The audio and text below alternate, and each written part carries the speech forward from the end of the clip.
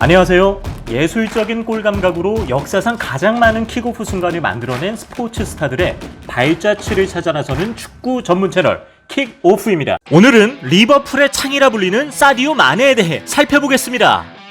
프리미어리그 최상 위급인 34.84km의 속도로 어떠한 팀을 만나더라도 순식간에 돌파해버리는 윙어 사디오 마네. 그는 단순히 속도만 빠른 게 아니라 아프리칸 특유의 탄력을 바탕으로 순간적으로 치고 나가는 가속도가 일품입니다. 이 때문에 역습 상황에서 볼 운반을 굉장히 잘 해내죠. 측면 라인을 타고 돌파하는 드리블을 자주 시도하는데 초월적인 스피드로 상대 측면을 완전히 무너뜨리고 팀 동료에게 패스하거나 일명 택배 크로스로 연계 플레이를 유도하죠. 짧은 2대1 패스보다는 빈 공간으로 패스하여 상대의 허를 찌르는 공격 찬스를 만들어냅니다.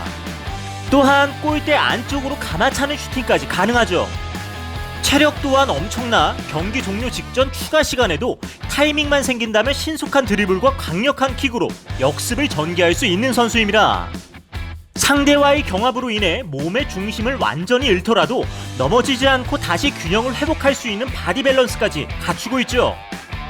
트레이드마크로 여겨지는 드리블 동작으로는 상체 페인트를 줘서 상대 수비의 무게중심을 무너뜨리고 반대쪽으로 드리블 돌파를 시도하는 것인데요. 페인팅 후에는 공을 길게 친 후 스피드로 상대 수비를 따돌리며 패스하거나 슛을 시도하죠. 준수한 골 결정력으로 그는 리그 득점왕에 오르기도 합니다. 마네만이 가진 최고의 역량이 있다면 바로 탁월한 수비 능력인데요. 그는 그냥 수비를 잘하는 게 아니라 상대팀의 공격을 차단한 후 곧바로 역습에 나서기 때문입니다. 수비와 측면 미드필더, 스트라이커의 역량까지 최고 수준으로 보유한 보기 드문 자원이죠. 단 하나의 단점이 있다면 컨디션에 기복이 존재한다는 것인데요. 어떤 날은 수비 3명까지도 가뿐히 돌파해내지만 그렇지 못한 날에는 불안한 터치로 턴오버를 발생시키기도 합니다. 그럼에도 불구하고 마네는 타고난 체력을 바탕으로 한 엄청난 활동량으로 웬만한 선수 2명의 몫을 혼자서 해내면서 부상조차 거의 없기 때문에 자타가 인정하는 월드클래스 윙어로 평가받고 있습니다. 또한 챔피언스리그와 같이 큰 대회나 강팀과의 경기에서 더 뚝심을 발휘하는 경향이 있기 때문에 명문 리버풀에서 강심장을 가진 돌격대장 역할을 톡톡히 해내고 있죠. 마네는 1992년 4월 10일 세네갈 세디우주에 속한 반발리라는 마을에서 태어났습니다. 비록 작은 마을이었지만 이곳에서 마네는 3살 때부터 친구들과 공놀이를 즐기며 축구에 상당한 관심을 보였죠. 그리고 세네갈 국가대표들을 동경하며 축구선수로서의 꿈을 키워나갑니다. 특히 마네는 2005년 이스탄불의 기적을 고향 친구들과 함께 보면서 큰 감동을 받아 언젠가 리버풀과 같은 팀에서 뛰고 싶다는 야망을 갖게 되었죠.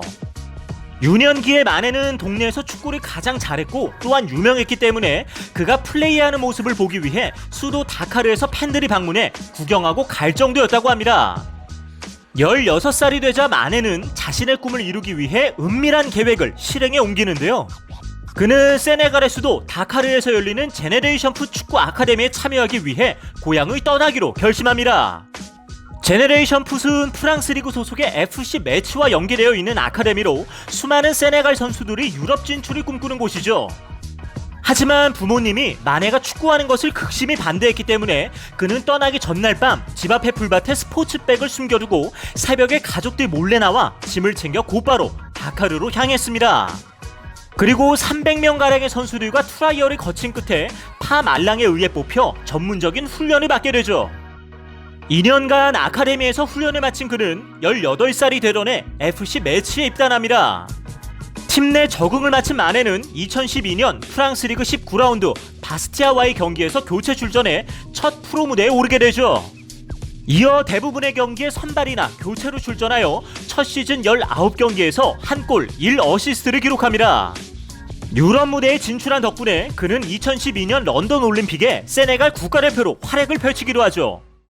프랑스 리그에서 눈에 띄는 활약을 펼친 그는 FC 매치 역대 3번째로 높은 이적료인 400만 유로에 분데스리가에 속한 오스트리아 팀인 레드불 잘츠부르크로 이적합니다. 당시 레드불의 감독은 손흥민과 김민재를 지도한 슈미트 감독이었습니다. 슈미트는 마네를 좌측 윙포워드로 기용했고 마네는 해당 역할을 훌륭히 수행해내며 2012-13 시즌 29경기에 출전해 19골 10어시스트를 기록합니다. 감독의 신뢰를 받은 마네는 이듬해에는 50경기에 출전해 23골 18개의 어시스트를 기록하며 일취월장하는 모습을 보여줍니다. 2014-15 시즌에는 도르트문트의 위르겐 클록 감독과 바이에른 뮌헨의 펩 과르디올라 감독이 마네에 대해 큰 관심을 보였습니다. 마네 역시 자신을 선발로 꾸준히 기용해줄 팀을 찾았으며 1180만 파운드의 프리미어리그의 사우스햄프턴으로 이적합니다. 영입 후 10월까지는 후보로 밀려있었으나 12월 26일 크리스탈전에서부터 3경기 연속 득점을 하며 주전 자리를 꿰찹니다. 두샨 타디치와 함께 사우스햄프턴의 양측면을 담당한 그는 에스턴 빌라와의 경기에서 프리미어리그 역대 최단 시간인 2분 56초 만에 해트트릭을 달성합니다. 영국 무대에 오른 첫 해임에도 32경기에 출전해 10골 5어시스트를 기록하며 존재감을 가시하죠. 2015-16 시즌에는 맨체스터 유나이티드가 그의 영입을 시도하지만 합의에 이르지는 못했습니다. 시즌 중반 4개월간 골을 기록하지 못하다가 3월 20일 리버풀전에서 페널티킥을 성공시킨 이후로 각성하여 팀의 추격골과 역전골, 심지어 맨체스터 시티를 상대로 해트트릭을 기록하기로 합니다. 마침내 시즌 15골을 넣어 여러 클럽들이 눈독을 들이게 되는데요.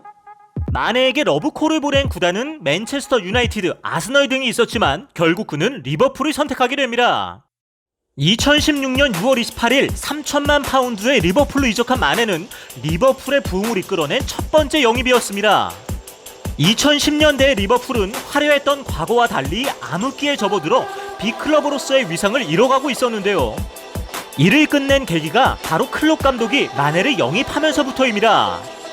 등번호 19번을 배정받은 마네는 2016-17 프리시즌에서 바르셀로나의 수비를 붕괴시키며 4대0 대승을 이끈 1등 공신이 되었습니다.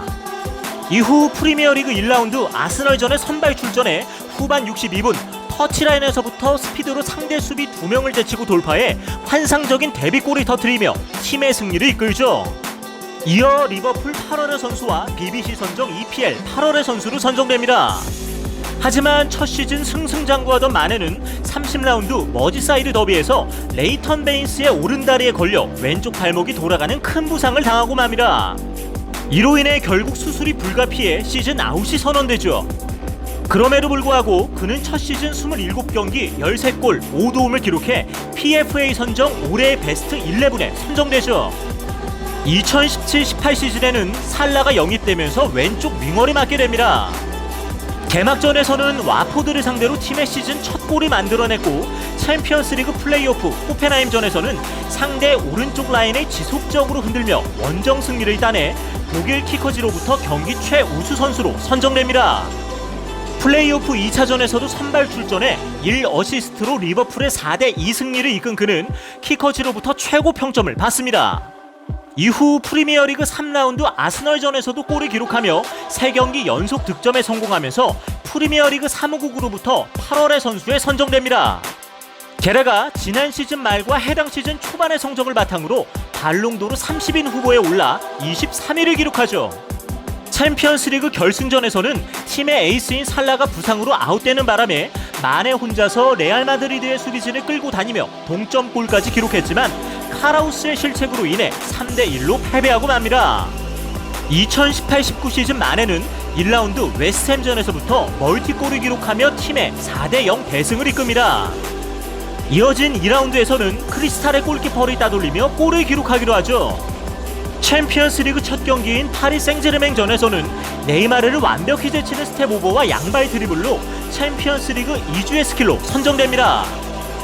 챔피언스리그 16강 바이에른 뮌헨과의 2차전에서는 전반전 완벽한 컨트롤로 하피냐를 따돌린 뒤 노이어와 수비가 예상치 못한 방향으로 슛을 해 선제골을 기록합니다. 이후 역습 상황에서 살라의 아웃프런트 크로스를 헤딩으로 꽂아 넣으며 쐐기골까지 기록하죠. 이후 포르투와의 8강 2차전에서도 우수한 수비 가담과 탄력 있는 돌파를 보여주며 한 골 1어시스트를 기록해 4강 진출을 이끕니다. 바르셀로나와의 4강 2차전에서는 주전 공격수 중 유일하게 선발 출전해 뛰어난 돌파와 수비를 보여주며 좌측면을 장악했습니다. 후반전에는 혼자서 로베르토와 세메도를 차단하며 리버풀의 결승 진출에 교두보를 마련하죠. 해당 시즌 최종전에서 아쉽게도 리그 우승에는 실패했지만 마네는 멀티골을 기록하며 모하메드 살라, 피에르 오바메양과 함께 리그 공동 득점왕에 오릅니다. 대망의 챔피언스리그 결승전에서는 전반 시작 1분 만에 페널티킥을 유도해 선취점을 얻는 데 도움을 주었고 지속적인 압박으로 경기를 지배하면서 2대0 대회 우승의 공신이 되죠. 2019-20 시즌에는 리버풀 이적 후 개막전 4연속 득점에는 실패하지만 첼시와의 슈퍼컵 경기에서 멀티골을 장렬시키며 승리에 기여합니다. 2라운드 사우샘프턴전에서도 한 골 1도움으로 맹활약을 펼치죠. 리그 8라운드 레스터전에서는 40분 만에 선제골을 기록했고 후반 추가 시간에 PK를 얻어내 리버풀 소속으로 리그 100번째 경기에서 50호 골을 달성하죠. 12라운드 맨시티전에서는 펩 과르디올라 감독이 마네가 다이빙을 한다고 저격했지만 그는 경기에서 보란듯이 핸더슨의 크로스를 받아 다이빙 헤더로 리버풀의 세 번째 골을 성공시키며 3대1 승리를 이끕니다. 이날 그는 팀 내 최다 태클을 기록하며 탁월한 수비로 프리미어리그 플레이 오브 더 매치에 선정됩니다. 이어 2019년 발롱도르 시상식에서 4위로 선정되기도 하죠. 26라운드 노리치전 후반에 교체 투입된 마네는 핸더슨의 롱패스를 감각적인 오른발 터치로 받아 왼발 강슛으로 마무리하며 프리미어리그 100호 골을 성공시킵니다. 이어진 31라운드 팰리스전에서는 살라의 스루 패스를 받아 쐐기골을 기록하면서 리버풀이 30년 만에 리그 우승을 확정짓는 데 결정적인 역할을 하죠. 이처럼 리버풀 공격진 중 가장 뛰어난 활약을 펼친 마네는 시즌 내내 기복도 가장 적었으며 팀이 고비일 때 더 빛나는 모습을 보여주었습니다. 이렇게 리그 우승의 1등 공신이 된 그는 활약상을 인정받아 PFA 팬 선정 올해의 선수상 수상과 더불어 PFA 올해의 팀에도 이름을 올렸습니다. 올 시즌 3라운드 이후 코로나19 확진 판정을 받은 마네는 자가격리 후 5라운드에서 다시 모습을 드러냈고 8라운드 맨시티전에서 과감한 드리블 돌파로 페널티킥을 얻어내며 경기 내내 상대를 압도하는 모습을 보여줘 경기 MOTM에 선정됩니다. FA컵 32강에서 맨유를 상대로도 교체 출전해 한 골 1도움을 기록하며 팀의 1대3 승리를 이끌어내죠. 하지만 21라운드 웨스트햄전에서 근육 부상으로 결장하게 되었는데요. 지난 시즌에 비해 다소 폼이 떨어졌지만 다시금 리그와 챔피언스 리그를 제패하던 전성기 수준의 경기력을 회복할 수 있기를 바라며 오늘의 이야기를 마치겠습니다. 지금까지 리버풀의 윙어 사디오 마네에 대해 살펴보았습니다. 오늘의 주제와 관련하여 더 궁금하신 점이 있다면 하단 고정 댓글에 있는 오픈 채팅을 사용하여 언제든지 문의해 주십시오. 저희 킥오프는 더욱 흥미로운 내용으로 여러분께 다시 인사드리겠습니다. 시청해주셔서 감사합니다.